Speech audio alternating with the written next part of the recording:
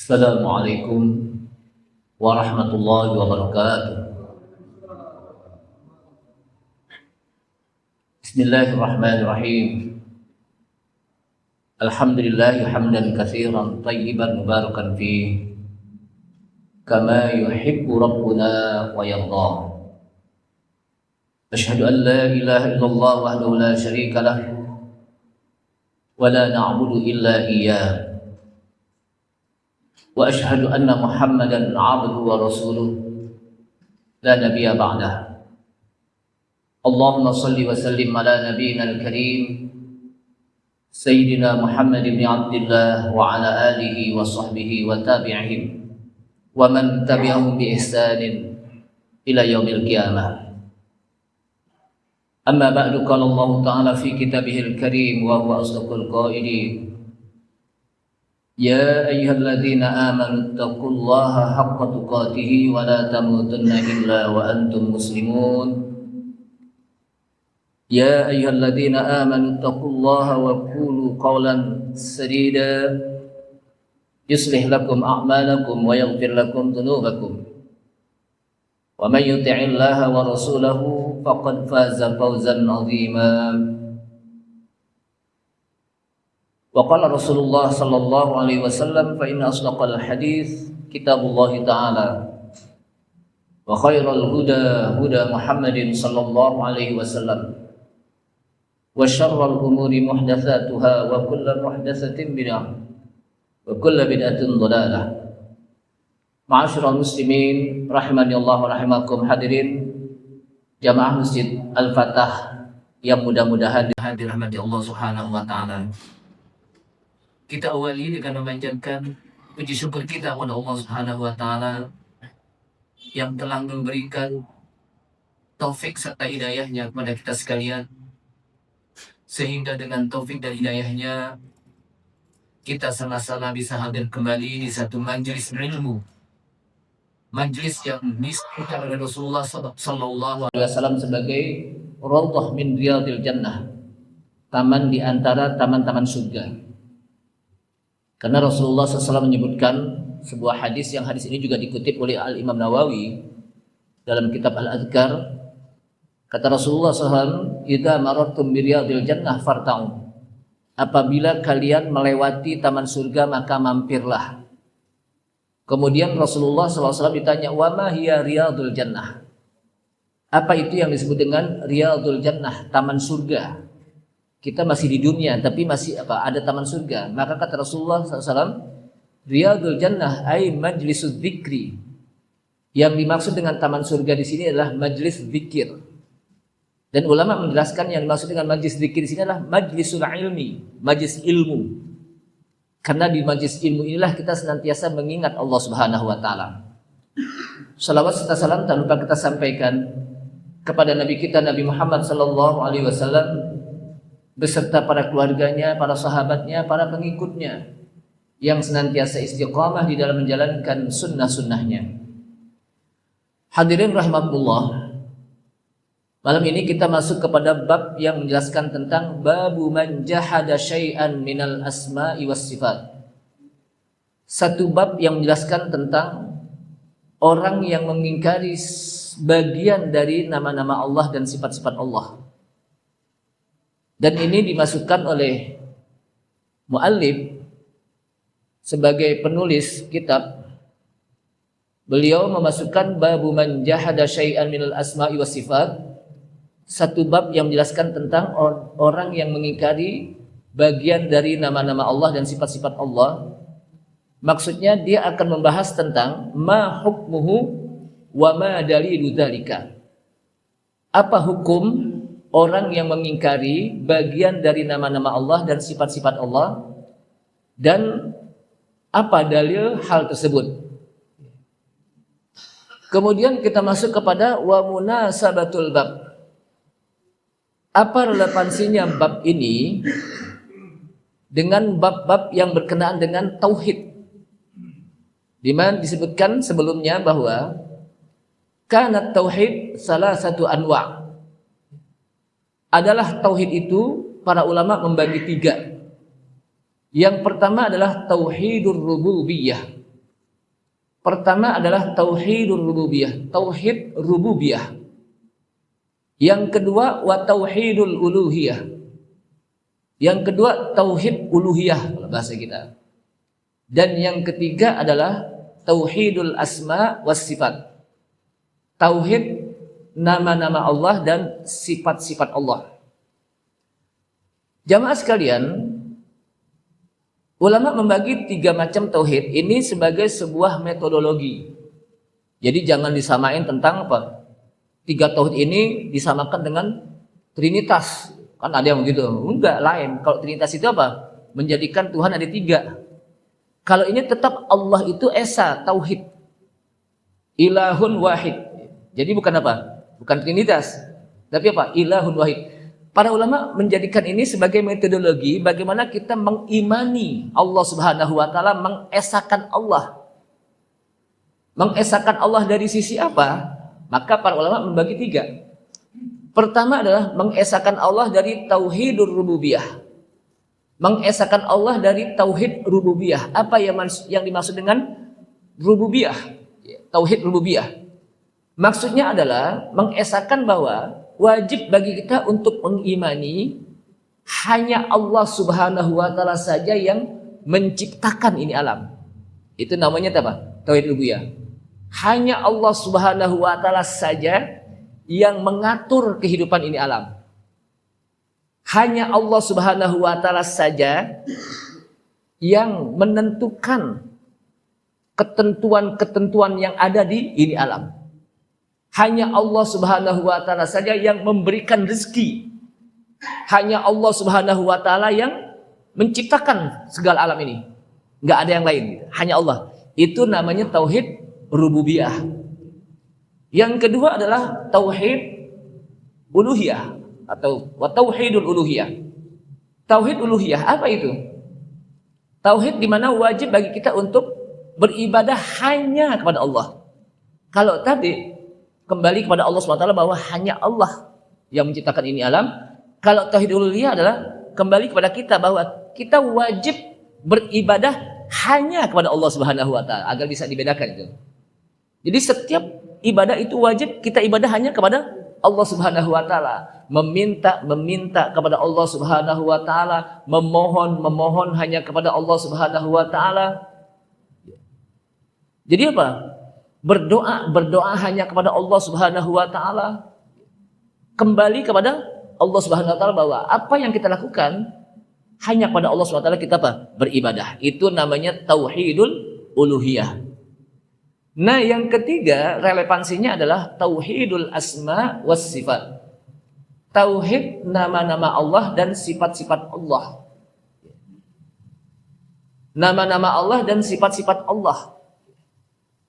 Allah Subhanahu wa taala beresa, wahid, namun memiliki nama-nama satu persatu. Walaupun namanya itu kalau kita artikan seperti Al-Khabir, Maha mengetahui, Al-Alim juga Maha mengetahui, tapi berbeda dalam apa? Pemanaannya. Cuman kan kadang-kadang bahasa Arab ketika diterjemahkan ke dalam bahasa Indonesia itu kadang belum tentu bisa mewakili gitu. Perlu penjelasan dari para ulama. Wa kana ghalibu hadzal kitab fin nau'i tsani wa huwa tauhidul uluhiyah, tauhidul ibadah. Biasanya kata penulis kitab menulis tentang tauhid yang kedua. Tauhid macam yang kedua yaitu tauhidul ibadah. Itu pada umumnya, pada kebiasaannya penulis kitab menulis tentang apa? Tauhid yang macam yang kedua yaitu tauhidul uluhiyah yang dikenal dengan tauhidul ibadah. Jadi tauhid uluhiyah itu disebut juga dengan tauhidul ibadah. Kenapa? Karena tauhid uluhiyah itu apa? Tauhid uluhiyah itu apa? Berkenaan dengan masalah ibadah di mana kita wajib beribadah hanya kepada Allah Subhanahu wa taala. Jadi nama lain dari apa? Tauhidul uluhiyah adalah tauhidul ibadah, di mana kita wajib beribadah hanya kepada Allah Subhanahu wa taala. Dan ketika para rasul menyampaikan tentang tauhid ibadah inilah, maka terjadi apa? Pertentangan dari umatnya. pertentangan dari apa? Umatnya. Kalau tauhid rububiyah, pada saat itu orang-orang kafir Quraisy, mereka juga tahu kalau bahwa mereka itu ada yang menciptakan gitu. Allah SWT mereka tahu gitu. Walaupun dalam sisi kehidupannya, ketika mereka beribadah di Ka'bah, mereka bertawaf ya, di samping mereka apa? Beribadah kepada Allah Subhanahu wa taala, tapi juga mereka menyembah berhala. Disentuh berhala. Ketika ditanya, saya tidak menyembah dia. Saya tidak apa? Ma na'buduhum, kami tidak menyembah berhala ini. Cuma dicolek-colek doang ibadah gitu. Kami tidak menyembah dia. Illa liyuqarribuna ilallahi zulfa, kecuali kami agar bisa dekat kepada Allah Subhanahu wa taala sedekat-dekatnya. Jadi dia beribadah kepada Allah Subhanahu wa taala melalui tawasul kepada berhala, agar dengan tawasul kepada berhala ini dia bisa lebih dekat kepada Allah Subhanahu wa taala. Ini alasan mereka. Artinya apa? Mereka juga meyakini bahwa dia juga yang menciptakan siapa? Allah Subhanahu wa taala. Jadi kalau yang namanya tauhidur rububiyah itu mereka tahu gitu, bahwa dia yang menciptakan Allah Subhanahu wa taala. Nah, ketika para rasul menyampaikan tauhid ibadah inilah atau tauhid uluhiyah inilah itulah yang menjadi pertentangan. Ketika disampaikan hendaknya beribadah hanya kepada Allah Subhanahu wa taala, meminta hanya kepada Allah Subhanahu wa taala, maka itu ditentang oleh kaumnya. Dan wa huwal ladzi kasura dzikruhu fil Qur'anil Karim. Dan inilah Al-Qur'an banyak menyebutkan tentang tauhidul ibadah. Kenapa? Karena tauhidul ibadah itu merupakan asas, pondasi, dasar. Jadi tauhid ibadah atau tauhidul uluhiyah itu sama. Itu merupakan al-asas, pondasi. Di mana dalam ibadah itu kita hanya tujukan kepada Allah Subhanahu wa taala, tidak kepada yang lainnya. Dan itulah makna syahadah la ilaha illallah. Tidak ada yang berhak untuk diibadahi, tidak ada yang mustahik untuk diibadahi, tidak ada yang benar untuk diibadahi illallah, kecuali hanya Allah. Jadi tauhid atau tauhidul uluhiyah, tauhidul ibadah itu merupakan kandungan makna dari kalimat tauhid la ilaha illallah. Jadi jangan kita artikan tidak ada Tuhan kecuali Allah. Sebab ulama mengatakan la ilaha ay la ma'buda bihaqqin. Tidak ada yang disembah, tidak ada yang diibadahi dengan benar illallah, kecuali hanya Allah. Dan ini kalimat satu kesatuan yang nggak bisa dipisahin. Jadi kalimat apa? Satu kesatuan yang nggak bisa dipisahkan. Kenapa? Karena kalimat ini memiliki rukun yang disebut dengan dua rukun. Pertama apa? An-nafyu. Yang kedua al-isbat. Ketika kita mengatakan la ilaha, berarti an-nafyu, menafikan seluruh sembahan-sembahan, membatalkan seluruh sembahan, mengingkari seluruh sembahan-sembahan, kecuali yang kita sembah kita isbatkan. Siapa yang harus kita sembah? Illallah, kecuali hanya Allah. Jadi ditetapkan dengan kalimat dengan huruf yang disebut apa? Istisna, kecuali hanya Allah yang wajib kita sembah. Jadi menafikan berhala-berhala, menafikan apa? Sembahan-sembahan yang lain, kecuali hanya Allah. Makanya apa? Enggak boleh kita hanya mengucapkan illallah, illallah, illallah. Jadi enggak boleh juga kita mengatakan la ilah. Harus satu kesatuan. Kenapa? Karena kalau kita mengatakan la ilaha saja, baru kita membatalkan sembahan-sembahan. Belum kita tetapkan. Atau kita hanya menetapkan illallah saja, kecuali hanya Allah, belum kita batalkan sembahan yang lain. Maka ini kalimat yang tidak bisa kita pisahkan. Makanya kalau orang mentalkinkan orang yang meninggal, itu jangan hanya sekedar Allah, Allah saja diajarin. Karena saya pernah dengar itu, Allah, Allah. Apalagi diajarin cuma nyebut doang, nyebut apa yang nyebut. Nah, itu. Ya, apanya disebut kan gitu. Jadi ajarkan lakinu mautakum la ilaha illallah. Ajarkan orang yang mau meninggal dengan kalimat ketika hudurul maut, ya, ketika meninggal, maka ajarkan la ilaha illallah. Jadi jangan sampai apa? Sepotong-sepotong ajarinya. Illallah, illallah. Jadi apa? Ajarkan utuh.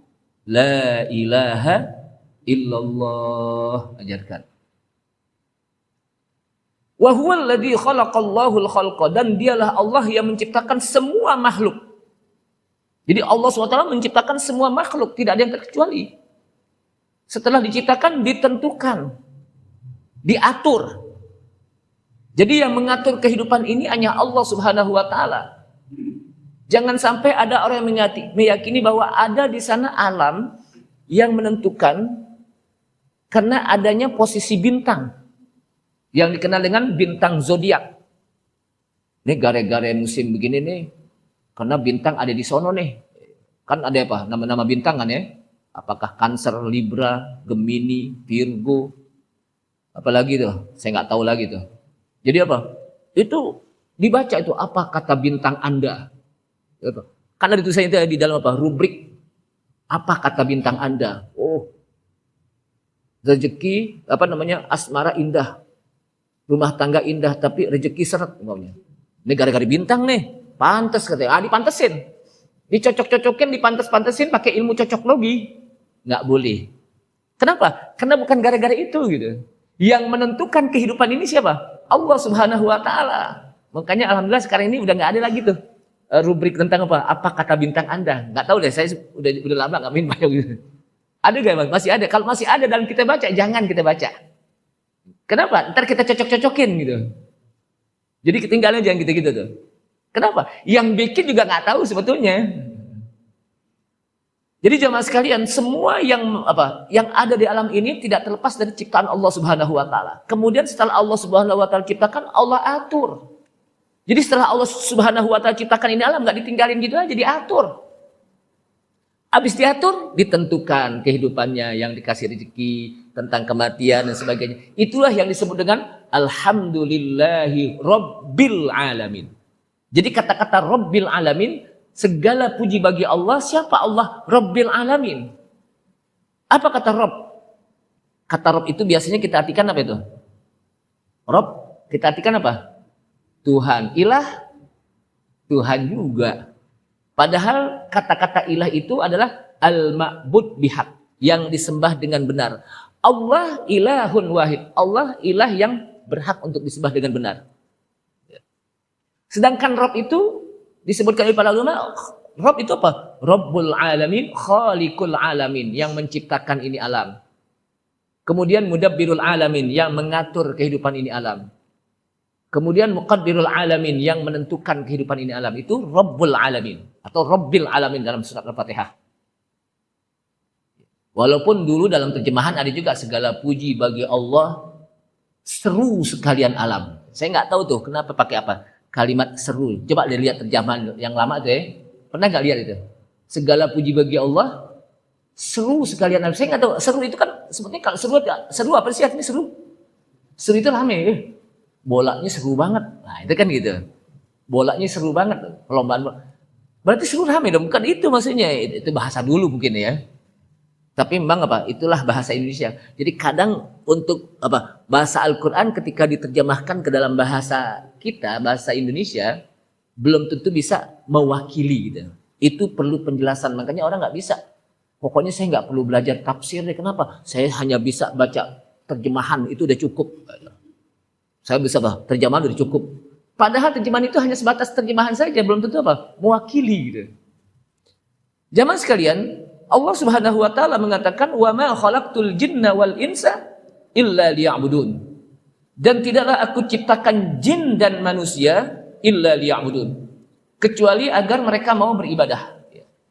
Yang pertama dari ayat ini di surah Az-Zariyat, Allah Subhanahu wa taala menyebutkan jin dulu baru manusia. Untuk menjelaskan bukan berarti jin lebih mulia dari manusia, tapi tentang penciptaannya, di mana jin lebih dulu baru apa? Manusia. Jadi penciptaan apa? Jin itu lebih dahuluan baru apa? Manusia Allah ciptakan. Makanya disebut duluan jin. Yang kedua, illa liya'budun, bukan hanya sekadar menyembah, tapi illa liwahiduna fil ibadah, kata beliau. Kecuali agar mereka mentauhidkan Allah fil ibadah, di dalam beribadah.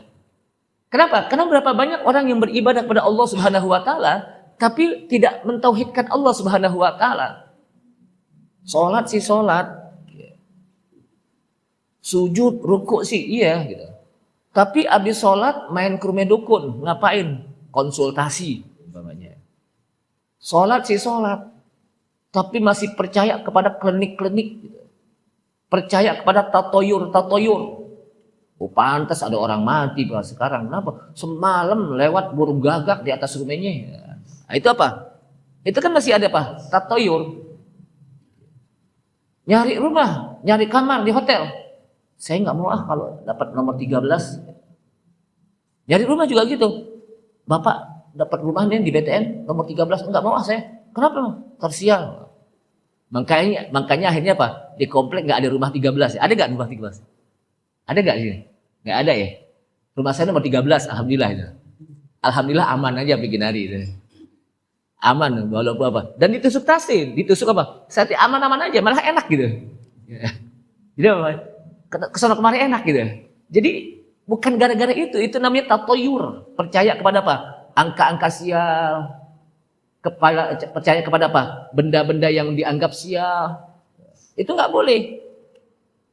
Padahal kita apa? Illa liya'budun, kecuali agar mau mentauhidkan Allah di dalam apa? Beribadah. Wa amman nau'ul awal, adapun macam yang pertama yaitu tauhid rububiyah, fahadha aksarul umam muqarrah. Kebanyakan orang itu mengakui tauhid rububiyah gitu. Jadi orang kebanyakan apa? Mengakui tentang apa? Tauhid rububiyah. Di mana pada waktu turunnya Al-Qur'an dari kalangan orang-orang kafir Quraisy dan kafir Arab.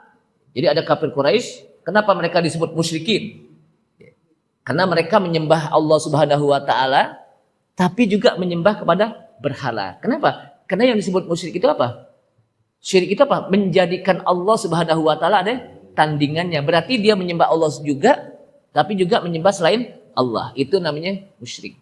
Tapi kalau enggak menyembah Allah, dia hanya menyembah berhalanya, disebut apa? Kafir. Kenapa? Karena dia tidak menyembah Allah gitu. Makanya kata para ulama, bisa jadi perbuatan syirik itu terjatuh kepada kaum muslimin. Kenapa? Karena dikhawatirkan ketika dia beribadah kepada Allah Subhanahu wa taala, ternyata dalam sisi lain juga bisa beribadah kepada yang lainnya. Beribadah di sini kepada yang lainnya bukan beribadah, menyembah, tapi apa? Percaya. Ketika dia apa? Salat, ketika dia beribadah kepada Allah Subhanahu wa taala, tapi dia masih main ke dukun. Berarti apa? Syirik. Ketika dia apa? Beribadah kepada Allah Subhanahu wa taala, tapi kalau mau panen harus bikin upacara, panen padi agar Dewi Sri apa? Senang gitu. Sehingga padinya apa? Numbuhnya bagus. Itu berarti apa? Percaya. Berarti apa? Menjadikan Allah Subhanahu wa taala apa? Ada tandingannya. Nah, orang-orang kafir Quraisy dan kafir-kafir Arab, mereka mengakui tauhid rububiyah gitu. Bahkan mereka meyakini bahwa Allah Al-Khaliq, Allah yang menciptakan dia gitu. Yang kasih rezeki juga dia. Dia apa? Mengakui. Sehingga ketika ditanya, sebagaimana yang disampaikan oleh Allah Subhanahu wa taala dalam ayat Al-Qur'an, wa la in sa'altahum man khalaqas samawati wal arda la yaqulunna khalaqahunna al-azizul alim. Dan jika kalian bertanya kepada mereka, man khalaqas samawati wal ard, siapa yang menciptakan langit dan bumi? La yaqulunna, niscaya mereka akan mengatakan khalaqahunnal azizul alim. Yang menciptakan langit dan bumi itu adalah Al-Aziz, yang maha perkasa, yang alim, yang maha mengetahui. Ini tauhid rububiyah. Wala in sa'altum man khalaqahum la yaqulunna Allah. Dan jika kalian bertanya pada mereka, siapa yang menciptakan mereka? La yaqulunna Allah. Mereka apa? Akan mengatakan Allah. Bahkan ketika iblis, tahu gak iblis? Iblis nggak tahu ya, nggak pernah ngelihat soalnya. Jadi kalau orang tua bilang iblis tuh. Makanya kita jangan sampai ngatain anak, ngomelin anak apa? Dasar iblis, nggak boleh itu. Kenapa? Karena iblis itu apa? Makhluk yang dilaknat oleh Allah Subhanahu wa taala, la'anahullah. Jadi kalau kita ngomelin anak, hati-hati, jangan sampai kita apa? Menyebut-nyebut apalagi apa? Yang ada di kebun binatang gitu. Atau yang menyebut-nyebut nama-nama iblis itu. Jangan. Kita doain aja kalau kita kesel. Doain aja. Jadi jangan sampai apa? Mulut kita asal apa? Asal ngejeblak, tahu ngejeblak gitu. Asal apa? Ngomel aja. Nah, iblis ketika Allah Subhanahu wa taala perintahkan untuk bersujud kepada Nabi Adam, bersujud dalam arti apa? Tahiyah, menghormati Nabi Adam, maka iblis nggak mau, kecuali para malaikat. Alasannya apa? Alasannya ketika ditanya oleh Allah Subhanahu wa taala, ma mana'aka alla tasjud? Kenapa engkau tidak mau bersujud? Apa yang mencegahmu kepada apa? Untuk tidak mau bersujud, hai Adam? Apa kata iblis? Hai iblis, apa yang mencegahmu untuk tidak mau bersujud kepada Adam? Apa kata apa? Iblis, khalaqtani minal, ana khairum minhu. Pertama apa? Ana khairum minhu. Qala ana khairum minhu. Dia mengatakan, saya ini lebih baik dari dia, dari Adam. Bayangkan, ini ucapan orang sombong nih. Jadi kalau orang sombong itu selalu mengatakan, saya the best, saya paling baik, saya paling segala-galanya. Itu namanya apa? Orang sombong. Yang kedua, khalaqtani min nar wa khalaqtahu min tin. Engkau ciptakan saya dari api dan engkau ciptakan Adam dari tanah. Berarti kan iblis mengakui bahwa yang menciptakan siapa? Allah Subhanahu wa taala. Iblis tuh. Dan dia apa? Mengatakan apa? Saya lebih baik dari Adam. Ini menandakan di situ ada al-kibr. Apa kibr? Sombong. Yang disebutkan oleh Rasulullah SAW. Apa sih yang disebut sombong? Al-kibr. Ini sombong bukan dalam bahasa kita lagi nih. Kalau sombong kan dalam bahasa kita apa? Angku, congkak dan sebagainya. Sombong dalam bahasa apa? Bahasa hadis yang disampaikan oleh Rasulullah SAW. Al-kibru batarul haq wa ghamtun nas. Jadi al-kibru batarul haq. Sombong itu adalah, al-kibr itu adalah batarul haq, menolak kebenaran. Dan ini ada pada diri iblis. Kenapa? Iblis menolak kebenaran, tidak mau melaksanakan apa yang diperintahkan oleh Allah Subhanahu wa taala. Itu satu. Yang kedua, wa ghamtun nas. Ngecilin orang. Ngeremehin orang. Orang dianggap ceri gitu. Nah, iblis juga begitu melihat Nabi Adam. Dianggap ceri, kecil. Kenapa? Nabi Adam kan anak baru kemarin kalau bahasa kita ya. Saya ini duluan diciptakan nih. Nabi Adam kan dibikin dari tanah. Saya kan dari api. Sehingga saya lebih baik. Nah, ini apa? Ngecilin. Sehingga apa? Ini sifat iblis. Al-kibr. Jamaah sekalian, sehingga orang-orang Arab juga begitu. Mereka mengakui bahwa dia yang menciptakan Allah Subhanahu wa taala. Hada syai'un mutaqarrir. Ini sesuatu yang mereka akui bahwa mereka yang menciptakan Allah Subhanahu wa taala. Tapi kata para ulama, walakinnahu la yudkhilu fil Islam. Akan tetapi mereka nih orang-orang Arab, kafir Quraisy, musyrikin, ya. Mereka tidak dimasukkan ke dalam Islam. Kenapa? Karena dia tidak bertauhid uluhiyah. Mereka tidak bertauhid tauhidul ibadah. Sebab mereka di samping apa? Beribadah kepada Allah, tapi juga beribadah kepada apa? Berhala-berhalanya. Makanya apa? Tidak masuk dalam hal ini. La fa innahu la yakunu musliman. Sesungguhnya dia tidak masuk kepada kemusliman.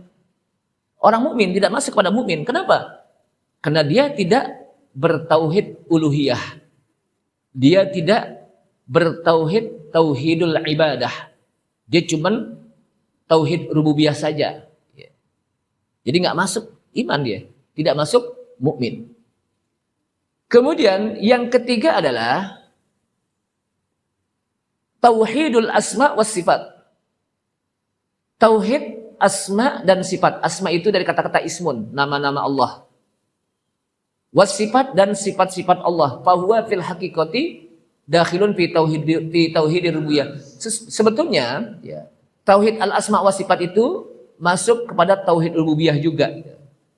Sehingga ada ulama yang membagi cuma dua.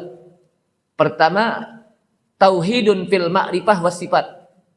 Tauhid di dalam mengenal Allah ya, dan menetapkan tentang sifat-sifat Allah dan nama-nama Allah. Dan itu yang sebenarnya apa? Tauhidur rububiyah wal asma was sifat. Yang kedua ada tauhid fit talab wal qasad.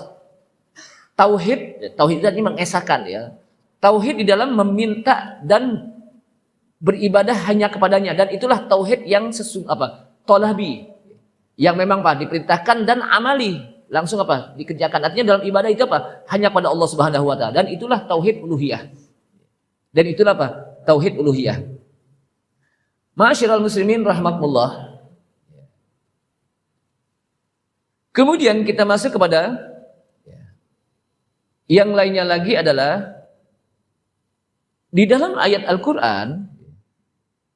Sebelumnya orang-orang kafir mereka tidak percaya kepada sifat Allah. Mereka hanya percaya kepada Allah saja.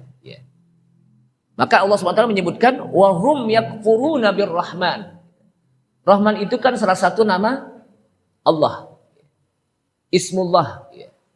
Wahum yakfuruna birrahman. Mereka mengkufuri, mereka mengingkari Ar-Rahman, yaitu sebagai sifat Allah Subhanahu wa taala. Kemudian jadi mereka mengkufuri Ar-Rahman. Maka bab inilah yang menyebabkan bertema dengan babu man jahadal asma was sifat. Dari ayat tadi, wahum yakfuruna birrahman. Mereka mengingkari Ar-Rahman. Ar-Rahman itu salah satu sifat Allah.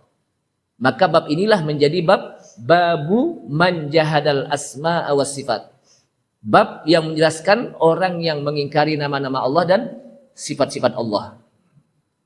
Siapa yang dimaksud dengan wahum? Orang-orang musyrikun.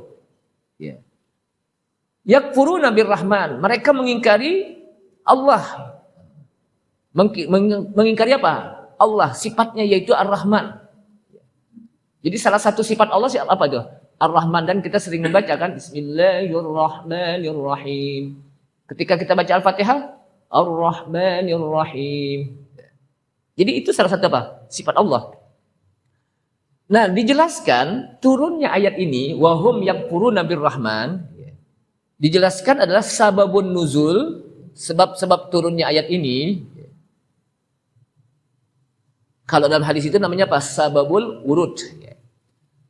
Di mana sebab-sebab turunnya ayat ini anna kuffar Quraisyin, bahwa orang-orang kafir Quraisy lamma sami'u Rasulullah sallallahu alaihi wasallam yadhkurur Rahman, ketika mereka mendengar bagaimana Rasulullah SAW menyebut kata Ar-Rahman. Jadi Rasulullah SAW menyebut kata Ar-Rahman, maka orang-orang kafir Quraisy bertanya, wa mar Rahman? Kata orang kafir Quraisy, apa itu Rahman? La na'rif Ar-Rahman. Saya nggak tahu tuh, saya nggak kenal itu siapa si Rahman tuh. Kata siapa? Orang-orang kafir Quraisy. Kecuali yang saya kenal itu Rahmanul Yamamah. Rahmannya Yamamah. Yang dimaksud dengan Rahmannya Yamamah itu adalah Musailimah Al-Kadzab. Jadi Musailimah itu dianggap sebagai Rahman Al-Yamamah. Padahal disebut Al-Kadzab, memang Musailimah itu apa? Jadi gelarnya Al-Kadzab. Al-Kadzab itu artinya apa? Tukang bohong. Bukan berbohong, tapi tukang. Kalau tukang saya sering katakan, kalau tukang itu emang kerjaannya bohong gitu. Namanya tukang. Kalau cuman bohong, itu cuma sekali-sekali, bukan tukang namanya. Berbohong aja. Tapi kalau udah keseringan dan emang kerjaannya, makanya disebut tukang bohong. Makanya dia pakai al-kadzab, pakai tasdid. Kalau berbohong al-kadzib. Cuman sekali-sekali bohong. Tapi kalau emang keseringan bohong, kerjaannya bohong, namanya Al-kadzab. Makanya apa? Salah satu yang menjadi daya tarik Abdullah bin Salam, salah seorang min ulama Yahud kepada Rasulullah SAW. Jadi Abdullah bin Salam sebelum masuk Islam, dia adalah seorang apa? Ahlul kitab yang tahu betul tentang kitab sucinya. Karena dia apa? Min ulama Yahud, dari kalangan ulama Yahudi, namanya Abdullah bin Salam. Nah, dibaca di dalam kitab itu bagaimana sifat-sifat Rasulullah SAW dalam kitabnya, bagaimana ciri-cirinya, bagaimana karakternya, bagaimana akhlaknya. Satu waktu dia ingin ketemu ini Abdullah bin Salam, dan dia tahu bahwa Rasulullah akan apa? Akan ke Madinah. Dia kejar ke Madinah. Sampai di Madinah dia melihat orang lagi apa? Berkerumun. Ternyata di tengahnya itu siapa? Ada Rasulullah SAW. Di mana Rasulullah SAW sedang menyampaikan dakwah di tengah-tengah apa? Orang. Sampai di Madinah. Nah, saya pun langsung ke situ. Ketika langsung melihat itu, aku melihat bagaimana Rasulullah SAW melihat mukanya tidak terlihat bagaimana apa? Kebohongan dia. Betul-betul kelihatannya orang jujur sekali nih. Dia lihat akhlaknya dipelajari. Jadi Abdullah bin Salam itu sebelum masuk Islam dilihat bagaimana akhlaknya Rasulullah, bagaimana ciri mukanya. Jadi karena dia ahlul kitab, jadi tahu gitu. Bagaimana karakternya dan sebagainya. Akhirnya pun apa? Yang pertama sekali dia dengar dari Abdullah bin Salam, yang pertama sekali Abdullah bin Salam mendengar dari hadis Rasulullah SAW adalah ayyuhan nas absus salama bainakum wa at'imut ta'am wasilul arham wasilul arham lalu wasallu bil laili wan nasu niyam tadkhulul jannata bisalam. Ini hadis sangat indah sekali. Yang meriwayatkan hadis siapa? Abdullah bin Salam. Kemudian hadis ini diawali dengan absus salama bainakum. Kemudian ditutup dengan tadkhulul jannata bisalam. Jadi hadis ini sangat indah. Makanya Rasulullah kan memiliki kalimat yang disebut dengan apa? Jawami'ul kalim. Ucapannya luar biasa. Kalimat-kalimat yang disampaikan luar biasa. Dan itulah yang menjadi daya tarik Abdullah bin Salam untuk apa? Masuk Islam. Kenapa? Dilihat bagaimana akhlaknya dan mukanya tidak terlihat bagaimana apa? Kebohongannya. Artinya betul-betul orang jujur nih. Gitu.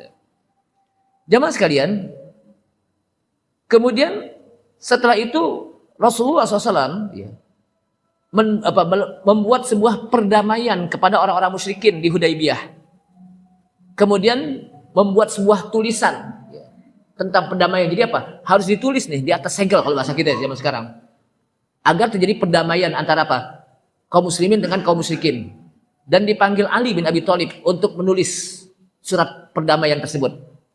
Nah, di dalam surat perdamaian tersebut kata Rasulullah kepada Ali, "Uktub bismillahirrahmanirrahim." Tulis sebelum tulis apa? Surat itu dengan diawali bismillahirrahmanirrahim. Lalu kata orang kafir Quraisy, "La na'rifur Rahman." Saya enggak kenal Rahman tuh. Illa Rahmanul Yamamah, kecuali Rahmanul Yamamah yaitu Musailamah Al-Kadzab. Akan tetapi uktub bismika Allahumma, akan tetapi tulislah cuma dengan apa? Nama Allah saja gitu. Kenapa? Karena yang dia kenal itu hanya Allah. Jadi orang-orang kafir Quraisy saat itu yang dia kenal hanya apa? Nama Allah saja. Oleh karena itulah banyak orang-orang apa? Di luar orang-orang apa? Kafir itu yang namanya Abdullah bin Ubay bin Salul. Kan namanya Abdullah kan? Artinya apa? Hamba Allah dia apa? Mengakui hamba Allah. Abdullah bin Ubay. Padahal dia orang tokoh munafik. Abdullah bin Saba. Namanya Abdullah. Padahal dia apa? Orang Yahudi. Namanya Abdullah bin Saba. Nah, di sini apa? Kemudian turun ayat Allah Subhanahu wa taala, wa hum yakfuruna birrahman. Mereka mengingkari Ar-Rahman, yaitu nama Allah Subhanahu wa taala. Artinya kalau orang kafir mengingkari nama-nama Allah Subhanahu wa taala, maka kita sebagai orang mukmin enggak boleh mengingkari nama-nama Allah Subhanahu wa taala satu pun enggak boleh. Semuanya wajib kita imani. Ini maksudnya. Karena udah Isya nih, mudah-mudahan kita akan lanjutkan pada pertemuan yang akan datang masih membahas tentang manjahadal asma was sifat. Jadi bagaimana hukum orang yang mengingkari nama-nama Allah dan sifat-sifat Allah. Ini saja, mudah-mudahan bermanfaat dan mudah-mudahan dengan kita mempelajari tauhid, mudah-mudahan Allah membentengi kita, ketauhidan kita, dan mati dalam keadaan bertauhid, dan mudah-mudahan mendapatkan surga juga melalui tauhid kita kepada Allah Subhanahu wa taala. Kita tutup, subhanakallah bihamdika asyhadu an la ilaha illa anta astaghfiruka wa atubu ilaik. Wassalamualaikum warahmatullahi wabarakatuh.